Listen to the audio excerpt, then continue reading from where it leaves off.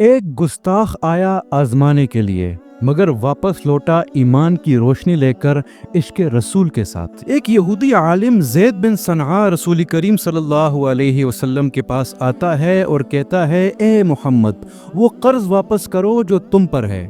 تم عبد المطلب کے خاندان والے بہت ٹال مٹول کرتے ہو۔ یہ ایک ایسا جملہ تھا جو نہ صرف آپ صلی اللہ علیہ وسلم کو نہیں بلکہ آپ کے پورے خاندان کو نشانہ بنا رہا تھا، حالانکہ قرض کی واپسی کا وقت ابھی آیا بھی نہیں تھا۔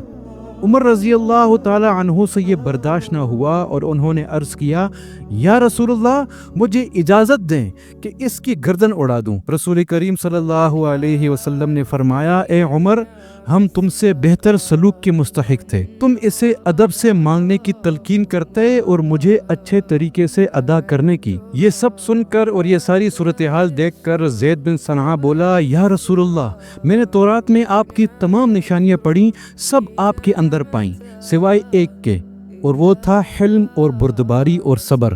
میں آیا تھا آپ کی آزمائش لینے کے لیے، اور آج میں گواہی دیتا ہوں، لا الہ الا اللہ محمد الرسول اللہ، اور جس قرض کی میں بات کر رہا تھا وہ میں مسلمان فقراء کو صدقہ دیتا ہوں۔